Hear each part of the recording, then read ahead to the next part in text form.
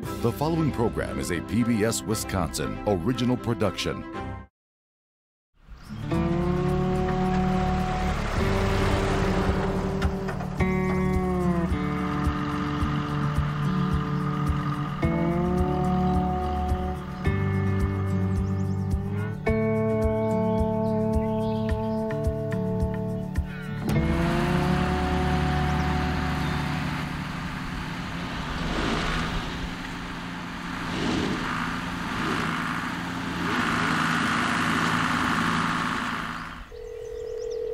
Hey, it's Inga. Hey, I got the tractor stuck behind the barn. Can you give me a hand? Okay, thanks. I'll see you soon.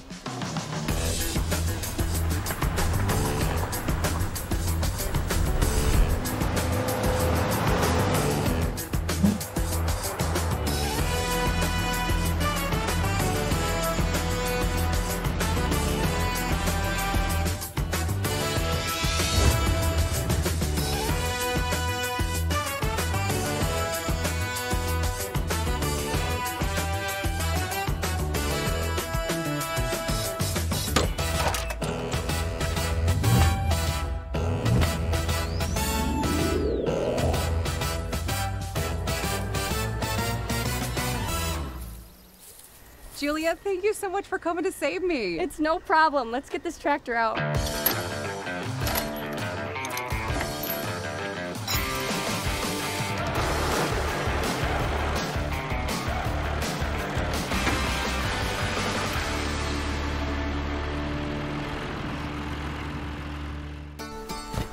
Welcome to the farm, and that's what it's all about.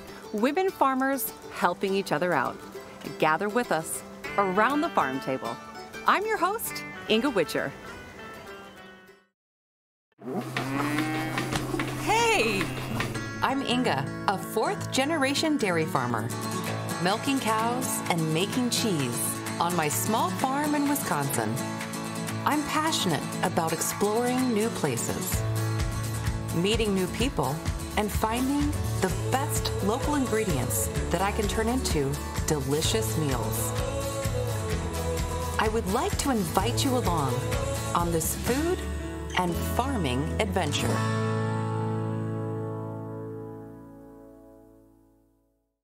Support for Around the Farm Table is provided by Wisconsin Farmers Union, a gift in memory of Wendy Bladorn, Marge Engelman, Fromagination, Focus Fund for Wisconsin Programs, and Friends of PBS Wisconsin. Julia, thank you so much for coming here and pulling me out. It's really no problem. So we have a lot in common. We're both farm girls, growing up on our parents' dairy farms, doing hard work and chores. And now we're both advocates for Wisconsin agriculture. Today, I'm celebrating women's role in agriculture. How do you see women as becoming the face of agriculture? I think that more women are becoming the main workers on the farm, and I think women have always been involved in agriculture, and now more than ever they're becoming more important, and it's just something that is so awesome, and women support each other so much, especially in agriculture, because we all just have the same goals. We want to create an environment where people know where their food's coming from, and they want to trust the farmers that produce that food. Well, let's head on down to Greene County, where I'm going to meet with a network of ladies who are breaking the grass ceiling.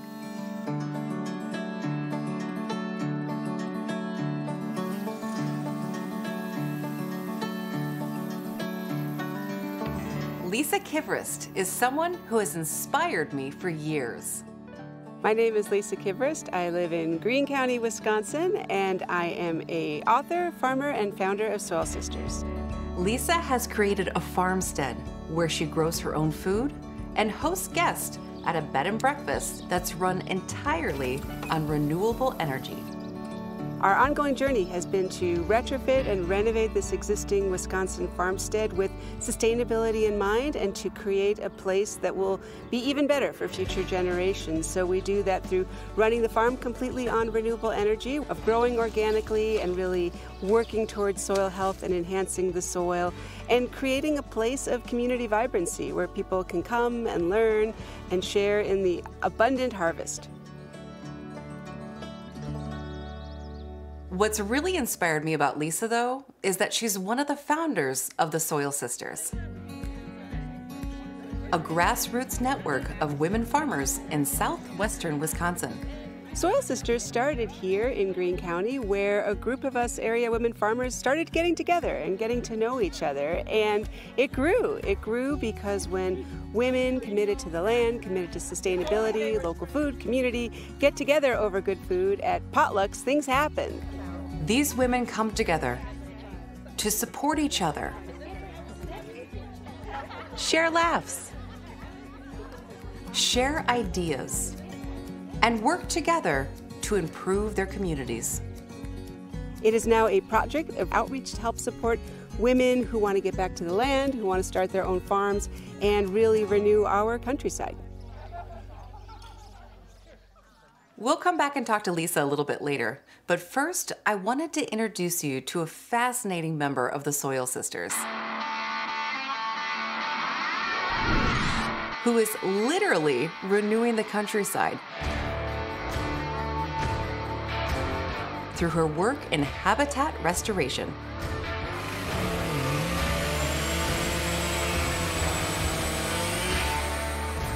Habitat restoration is restoring the native plants to the land and removing the non-native plants.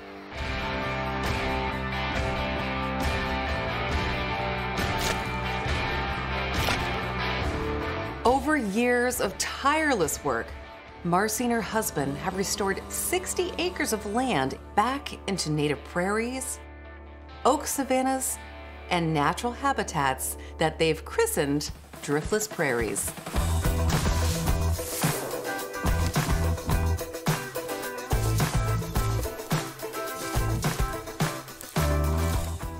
It's important to do habitat restoration because it's getting destroyed faster than it's getting restored. We clear out the invasives or the non-native plants and trees because they're replacing the natives. The conflict between non-native plants and native plants is that the non-native plants are unable to be used by the insects. The native plants are what the insects require for rearing their young. If there's no insects, there won't be any birds, small mammals, or reptiles, snakes and amphibians.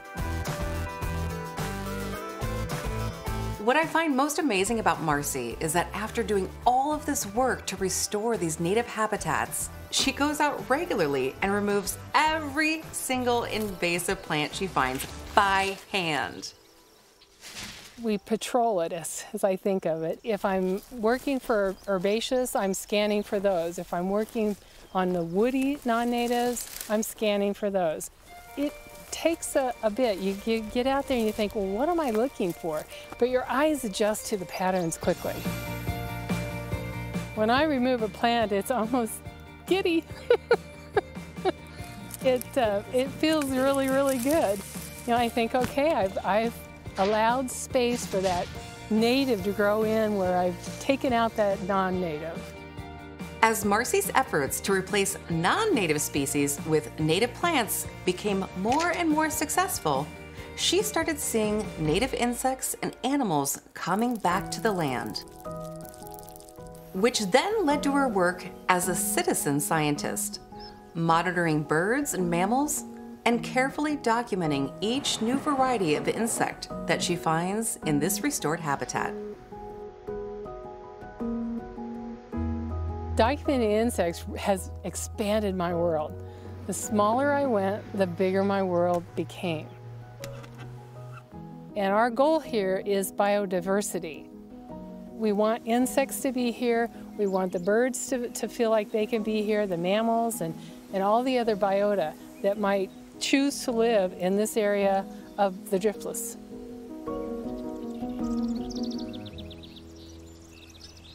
So you all have restored 60 acres into this beautiful floral wonderland that we're sitting in right now. What made you do it? Why were you passionate about doing this? We're losing our habitat and we're losing our wildlife. And Jim and I had a dream that we wanted to be ones that could help. Help these insects to live, help these birds to live. Our grassland birds are amongst the most endangered because of these large swaths of prairie that have been destroyed. Right. What are some things that we can do as individuals, whether we're landowners or whether we're living in the city, to support these native habitats? Plant some. If you're in the city, take away some of the cultivars that you might have planted and put in natives. And if we're putting in natives too, they're going to be able to host more of our native insects than a plant that's coming from a non-native plant, right? Exactly. Okay. Exactly. If you plant natives in your yard, or if you are a farm and you have a non-productive section, plant some natives there. Remove any of the non-natives, put the natives in, and you've just created habitat.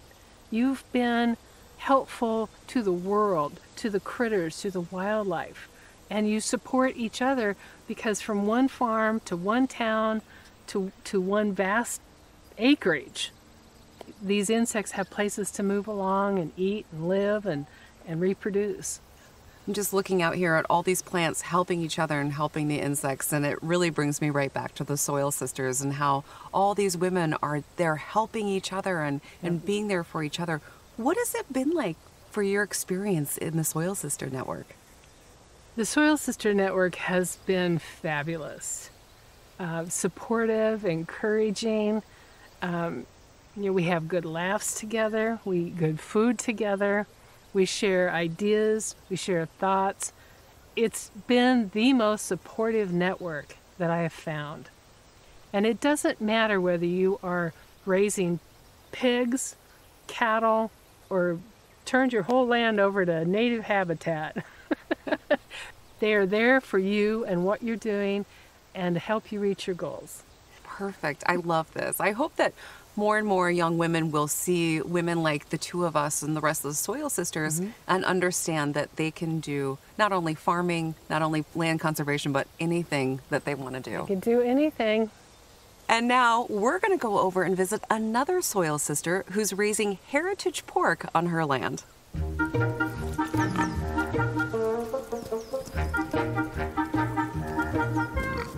My name is April Prusha, and I do farrow to finish rare heritage hogs in Blanchardville, Wisconsin on the pasture.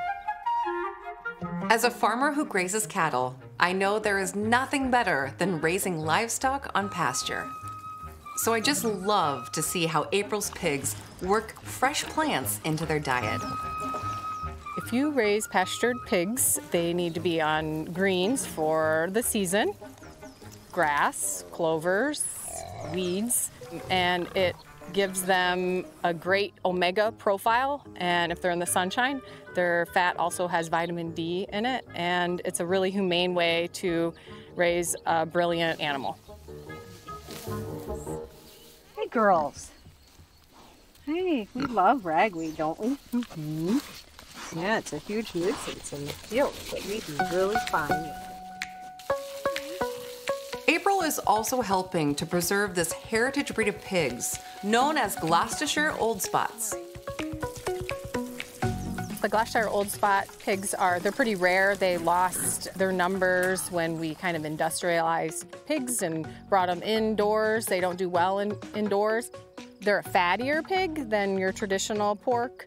You can get a good amount of lard out of them, but you can also get a great amount of good marbled meat from them. This particular breed is super docile. They're easy to work with.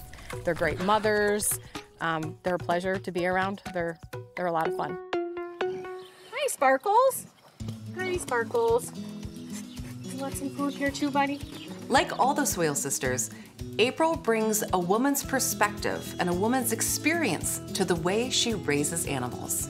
I wanted to raise them in a way that was respectful and lighter on the environment and actually heavier on the heart. Like, there's lots of care and love, and they're having a really good life, and you can see it. You can see it when they run, you can see it when they're eating, you can see it when they're wallowing. It's very obvious that they're enjoying life, and that I'm providing a good life for them.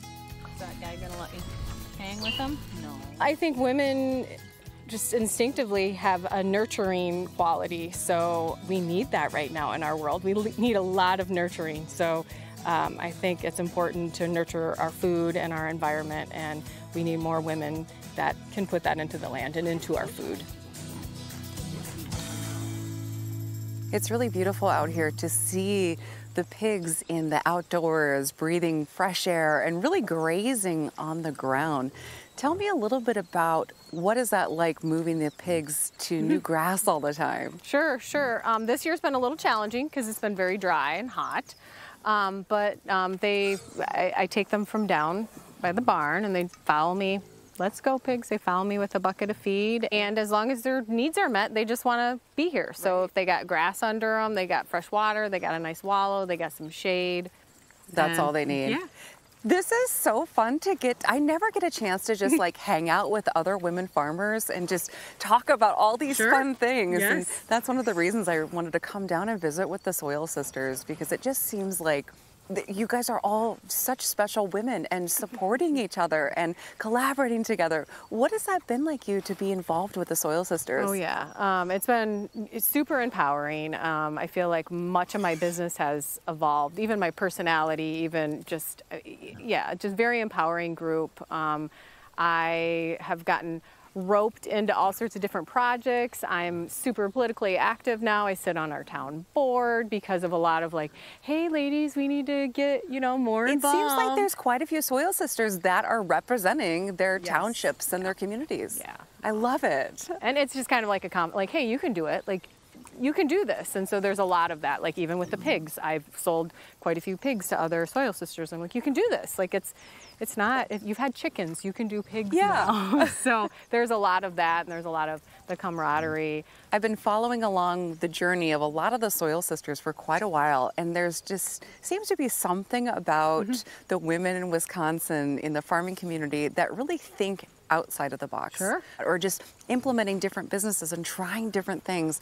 What do you think it is about women that we can kind of do that? I think we're always thinking, Yeah. and have these visions, and then when you have each other to, kind of paint that picture with each other. And encourage each other along the way. Yeah. Absolutely. It's without any judgment, and it's kind of a camaraderie, family, unconditional.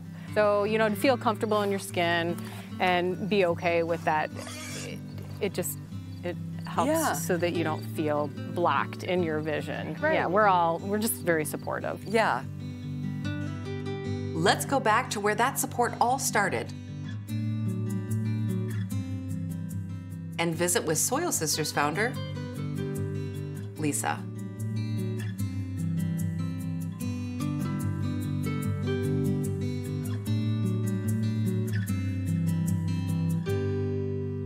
Lisa, you're one of the founders of Soil Sisters. Why do you think it's important that we recognize women finally as farmers, as farm owners, as land stewards? Oh, that's a great question, Inga, because none of this is really new, right? Women have been working on the farm. We have been out there in the fields and taking care of the land for hundreds of years, for generations. But really, and this surprises some folks, it's only been in the last couple of decades that women have achieved both political and economic rights of being recognized for their work. So I say that with a shout out to our Soil Sisters from past generations who created the world in which we're living today, and we're in a really strong position to take charge and to not just take ownership of our farm and direct things in a way that will sustain future generations, but also step up to that leadership plate and bring more women's voices in agriculture to elected office, to county boards, to township boards, to really where the decisions are being made. And we haven't had voices there historically, but you see Soil Sisters shaking that up. What is the origin story of the Soil Sisters? So this was about 15 years ago now, and we had been on the farm a couple years, but I didn't know any other women in the community, really. And it's quite common you probably feel it yourself sometimes. You feel isolated. You just don't have that built-in community. And I wanted that, and I craved that. And I took out literally a paper map and drew a circle around our farm and invited any women I knew. And so we met. There were about a dozen women that came to my living room that day, and we didn't have a formal agenda or a plan or anything, but it clicked. And we just love that energy. And we said, just let's do it again. And we've been saying, let's do it again now for 15 years and have grown to a local network in our county of over 250 women. And we've connected. And a lot of us are farming. A lot of us are enthusiastic home gardeners, local food enthusiasts, customers. We need those too. But we're all super supportive of each other and committed to sustainability in our community. And what strikes me is that sometimes we women just need some space, and space over a good meal and time shared together. Ideas just percolate. And that's great. Do you know, I think that is a real inspiration train to get more women thinking out of the box. And once you get on the farm and in these settings, especially around other supportive women, that really contributes both to the health of our rural communities and agriculture, of just new ways of doing things. I love this. I love just sitting here and being able to talk about these ideas that we've tried and we've had to fluctuate away from, and these different things. It's so wonderful to be able to talk with somebody who gets it. Oh, that's kind of you to say, Inga. It's really how we are as women, is we thrive in creative, diverse environments, right? You think about Mother Nature, she doesn't just plant one seed, there's all kinds of things growing.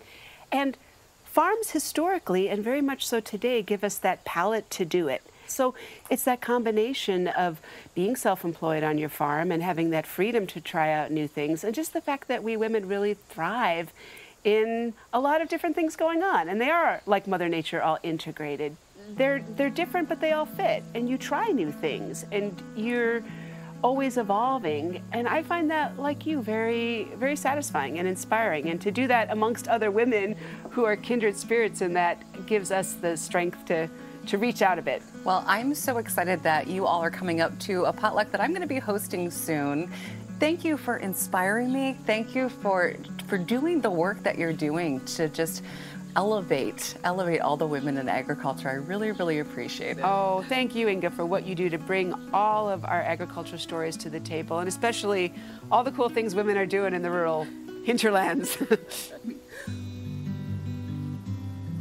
To prepare for my own Soil Sisters potluck, I invited over my favorite soil sister, my mom, to make her famous homemade crackers. Making crackers at home is so easy and so delicious, and here is exactly how we did it. All right, so let's start. We're gonna do 1 cup of rye flour and 1 cup of just whole wheat flour.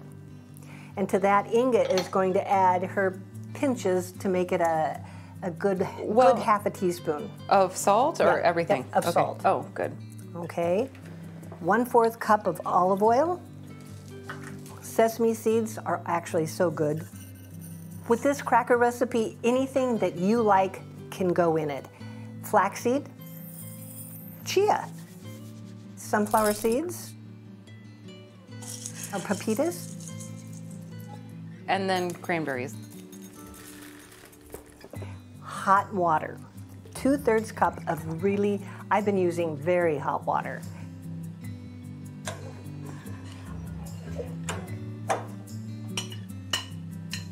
And the 2 pieces of paper. Right here, parchment.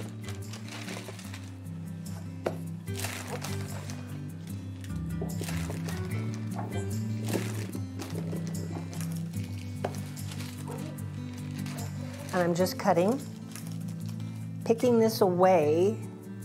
So I'm going to go, I'm not going all the way through. You're scoring. Scoring it, yes, thank you. And then I'll score this way. Poke holes. Now let's, this is my favorite part. And now we're going to put these in the oven at 350, 375? Let's go 375 for 15 minutes. Flip them, add 10 minutes, check. When these edges are getting brown, you really got to pull it out quick.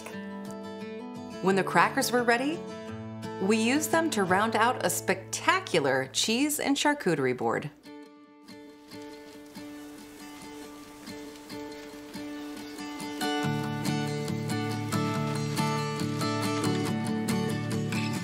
I was so inspired by everything that I learned about the Soil Sisters. that I decided to invite them up to my own farm to celebrate all the great things that happen when women in agriculture come together. To share ideas, support each other, and enjoy a delicious meal made with our own hands.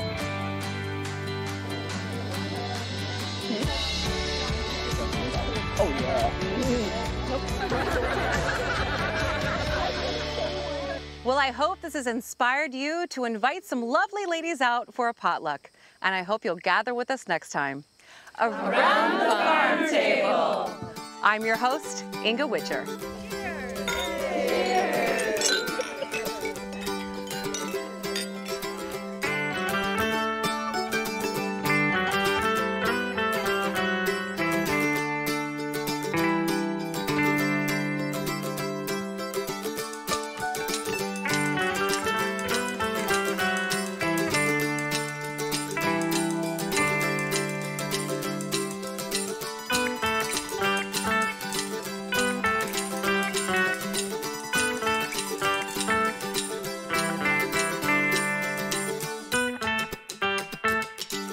Support for Around the Farm Table is provided by Wisconsin Farmers Union, a gift in memory of Wendy Bladorn, Marge Engelman, Fromagination, Focus Fund for Wisconsin Programs, and Friends of PBS Wisconsin.